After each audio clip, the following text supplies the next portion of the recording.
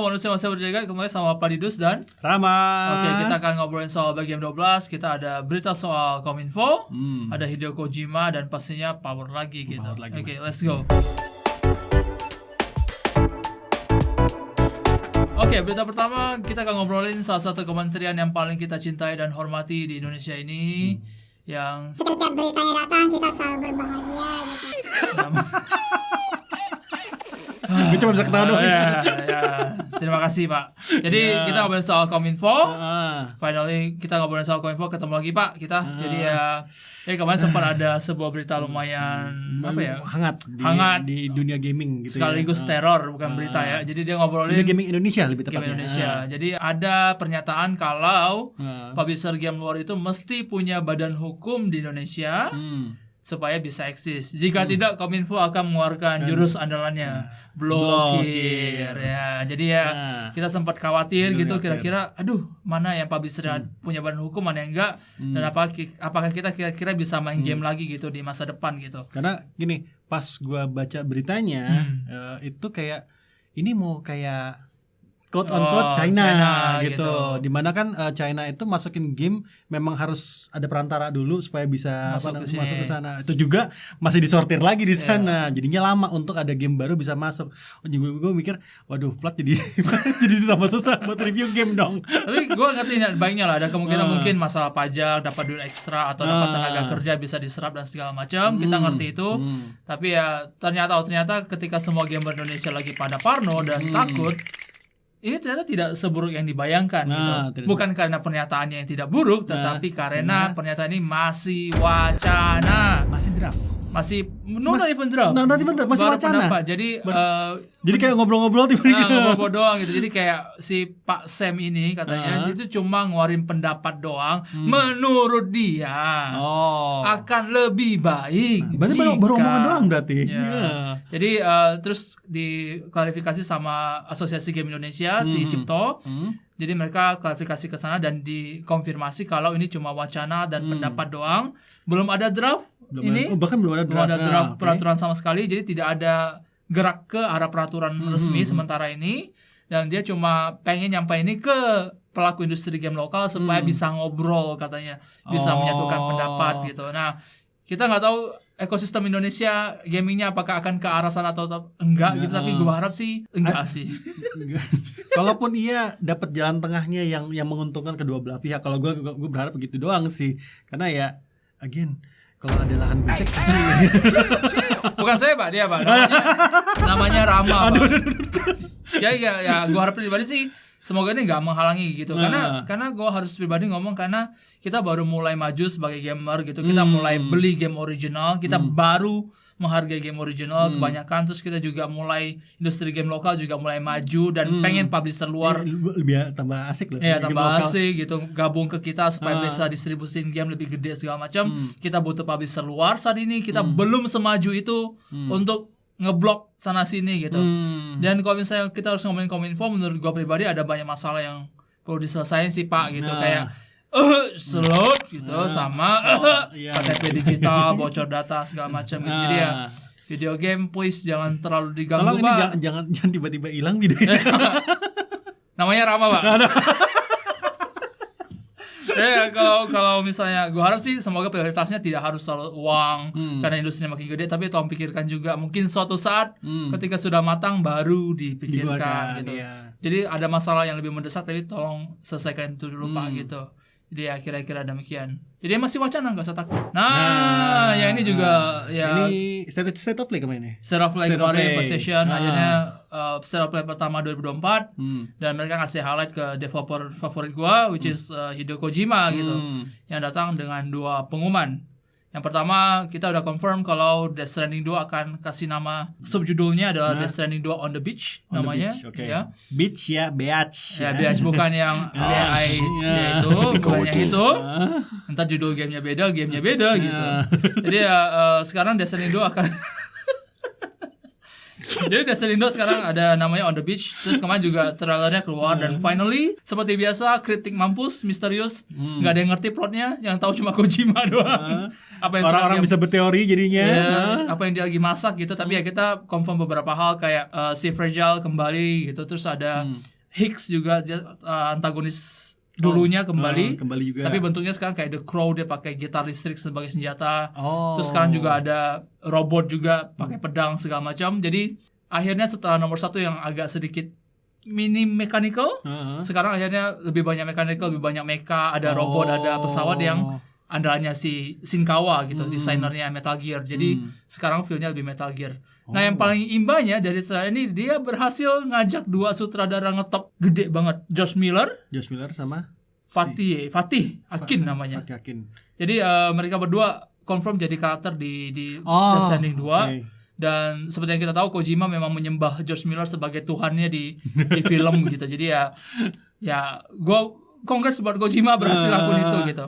Nah, ya mungkin dengan apa koneksinya dia juga. Iya, finally bisa bawa Josh Miller gitu. Nah, nomor 2, finally si Kojima juga confirm kalau mereka nggak cuman bikin Death Stranding 2 sama Sony, ada juga game lain yang namanya Vysin gitu. Vysin. Jadi kalau kemarin apa Xbox dapat apa namanya? OD Overdose buat sebagai game buat Xbox sekarang dapat. Nah, si PlayStation dapat Vysin. Vysin yang untuk game keduanya. Nah, ini mereka tetap developer indie, bisa dibilang paling tajir sekarang karena Sony 2 project, Microsoft 1 project. Vysin akan diposisikan sebagai game action espionage. Jadi kayak Metal Gear zaman dulu gitu. Tapi si Kojima bilangnya dia pengen bikin ini lebih sebagai kulminasi dari 40 tahun experience dia sebagai developer game gitu. Dan dia pengen bikin ini game gak cuma keren dari soal sinematik, tapi soal fashion, cerita, terus musik dan segala macam. Sama di titik dia akan keluar film juga bareng Columbia Pictures gitu. Jadi gede ya? Gede. Ini proyek gede banget gitu. Jadi ya apa yang terjadi ketika lu punya ide gila terus Sony ngelempar duit ke lu gitu. Jadi ya Sony kayaknya sedang berusaha mati-matian supaya ngejaga Kojima agar tidak pindah ke Microsoft. Jadi Kojima tinggal telepon Sony, kayak gue bikin ini deh bro gitu. Terus Sony, lu butuh berapa? Di one up. Gue butuh bikin ini biar gue nggak pindah ke Microsoft. Ya udah gue lempar duit gitu. Ya, hasilnya ada Vysin. Nah, kita nggak tahu apakah akan keluar di PS5 atau enggak. Tapi dia bilang ini akan jadi experience next gen. Jadi ada kemungkinan buat PS6 gitu.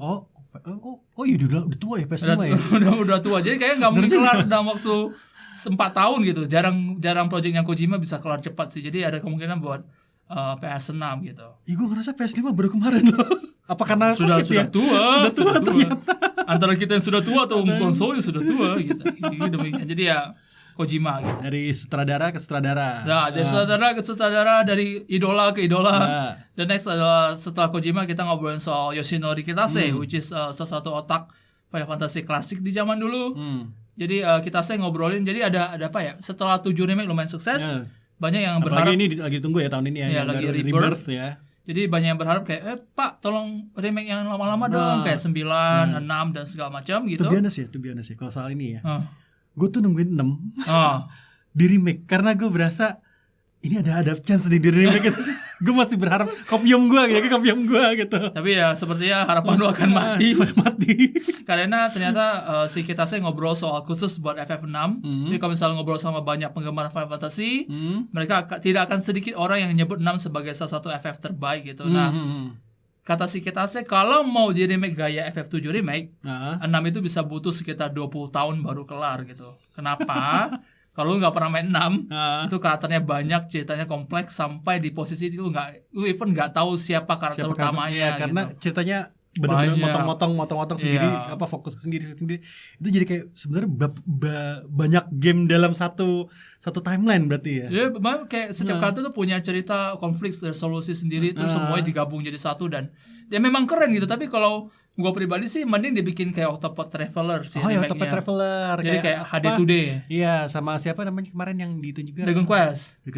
Terus ini apa? Star Ocean. Star Ocean. Jadi ya kayak gitu lah. Lebih rasional dibanding kayak si 7 remake gitu. Nah, juga sedikit kekhawatiran karena orang-orangnya FF zaman dulu tuh kayak Kitase, Nomura tuh udah tua gitu loh. Jadi ya takutnya referensi lagi 20 tahun terus bubar ya gimana gitu. Jadi ya kelarin dulu 7 Pak gitu. Jadi ya baru kita main ke 6, main ke 9 jangan gitu. Udah main, udah tewas Udah dulu. tua Pak gitu loh. Jadi ya kelarin dulu gitu.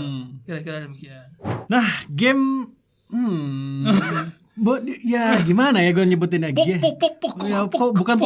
Bukan Pokemon yang lagi aman kita aman. Amanan. Yang lagi banyak dibicarakan sekarang, lagi banyak dimainkan, streamer banyak yang mainin, kayaknya suggested video gue power semua isinya.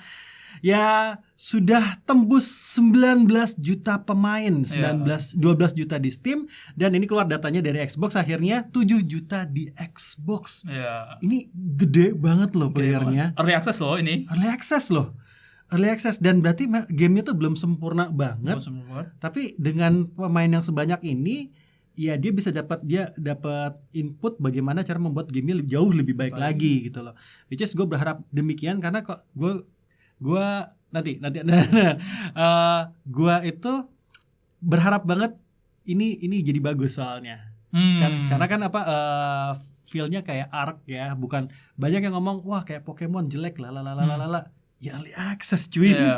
Early access ini juga nyari pendapatnya player kan, pendapat untuk bikin gamenya jadi lebih bagus. Mereka gitu. juga udah keluarin roadmap sih. Jadi the final productnya sih mereka ada raid boss. Ada PVP sama PVP pause. Jadi pause-nya doang yang berantem, lu enggak berantem sama playernya gitu. Jadi lucu tuh.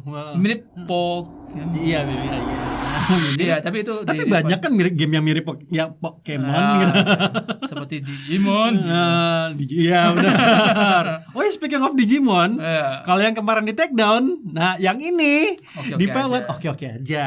Ada ada mod untuk Digimon. Jadi diterima di Nexus Mod. Kalau yang takut. Iya, karena lebih aman ya, jauh. Kayak Bandai Namco tuh lebih ribet Gundam deh. Gundam yang yang paling anak emasnya cuy. Jangan ganggu Gundam gua gitu. Digimon enggak apa-apa gitu. Digimon enggak terlalu bermasalah. Bahkan mungkin butuh exposure buat Digimon ya. Jadinya tidak bermasalah untuk dipakai di game ini, di mod seperti ini. Which is fine. Pas gua ngeliat juga kayaknya seru-seru aja, keren-keren juga. Dan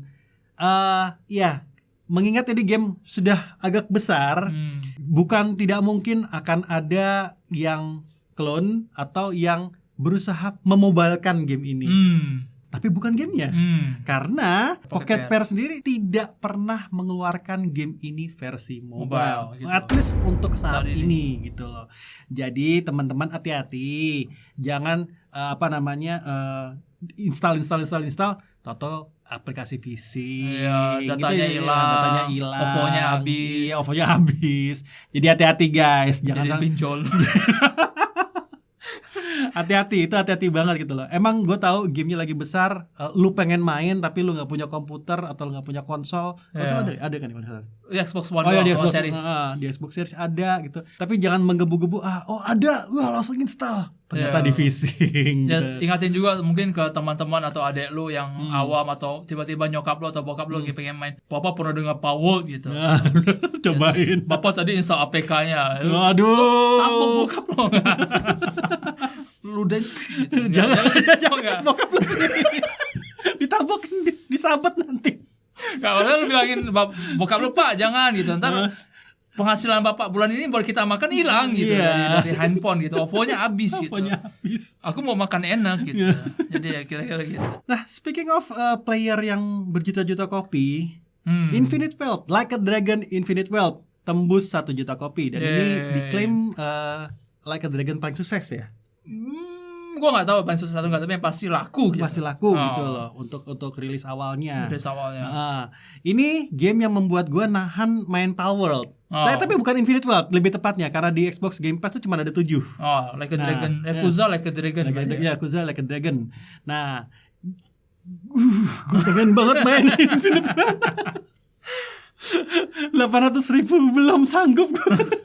Tapi memang 1 juta kopi 800.000. Lumayan menarik. Okay loh. Saya karena jadi yang pas lumayan itu yang si Yakuza Like a Dragon itu, data terakhirnya Sega adalah dia 1,8 juta kopi terjual dalam 3 tahun.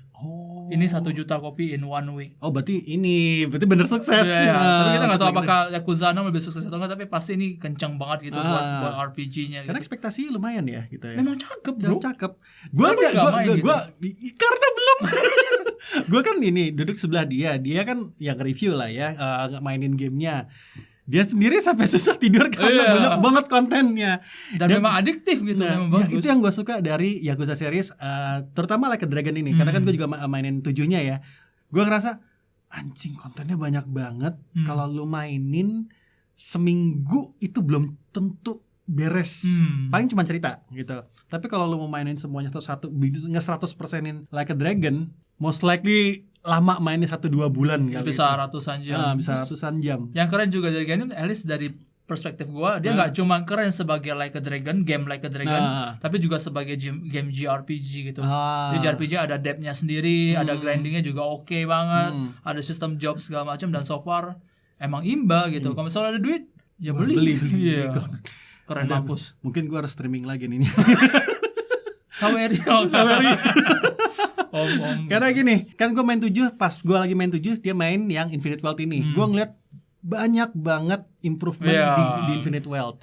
Jadi gue ngerasa aduh jadi tambah pengen main. Ini keren guys. Jadi kalau kalian memang fansnya Yakuza, memang pengen main gamenya di hari awal, beli.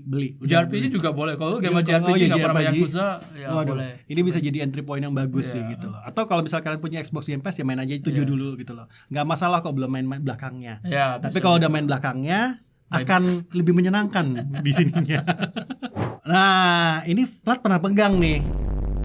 Tuh apa dulu nih? Bentar dulu. Kita ngobrol pernah pegang apa? Pernah pegang mereknya. Oh ya. Mereknya pernah pegang. Ya, jadi Ayaneo ini salah satu produser tablet handheld PC. Game PC ya. Handheld game PC game itu mengeluarkan bentuk form factor baru. Itu yang dilipat bisa kayak gini gitu. Jadi ada yang kayak DS, ada yang itu berarti yang DS Ayaneo DS. Ada yang keyboard. Yang keyboard KB ya berarti ya. KB.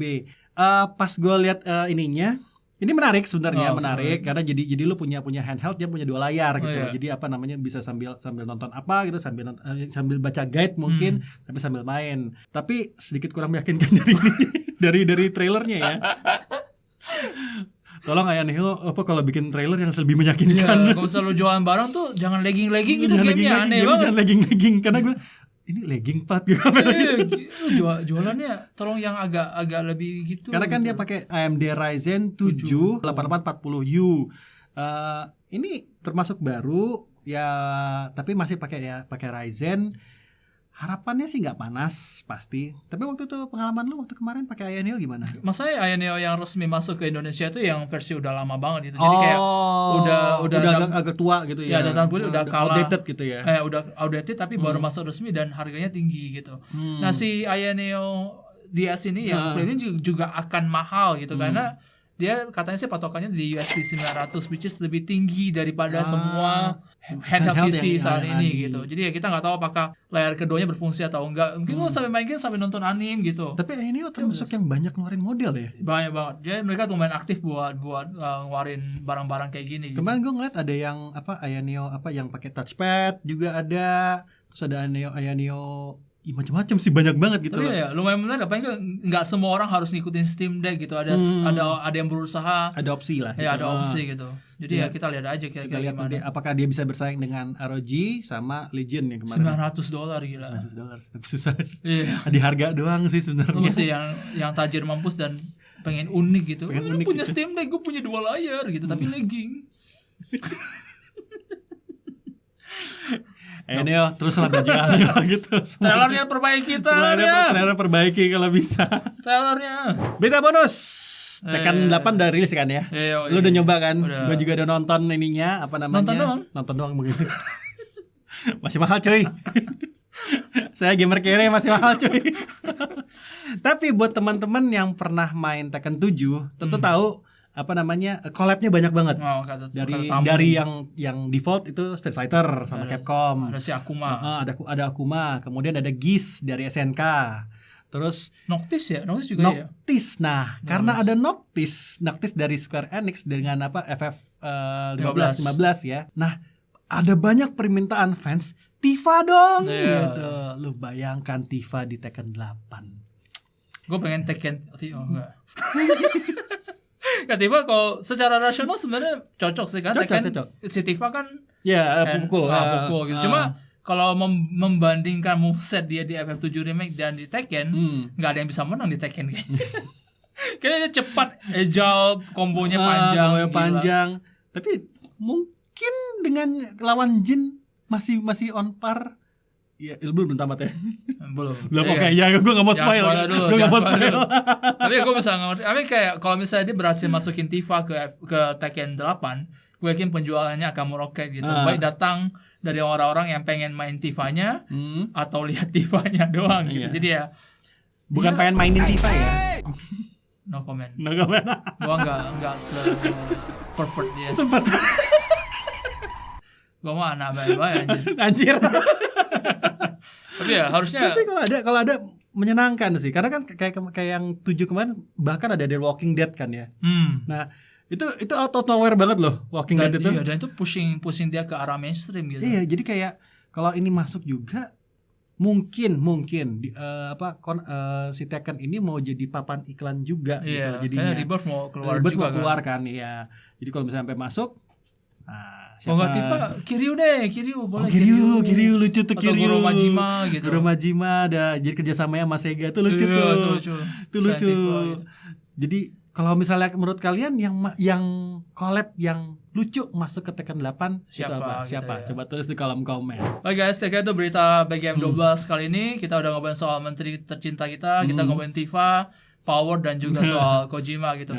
Ya kira-kira ya berita apa yang menurut lu menarik? Terus ya tadi karakter bukan utama ya, karakter tamu mana yang pengen lu lihat ada di Tekken 8 itu selain Tifa pastinya gitu. Jangan lu tulis Tifa lagi, gue ngerti gitu. Gak usah tulis Tifa lagi. Kayak demikian. Oke, see you on the next game. Plot Drama. See you on the next video. Bye-bye. Dadah.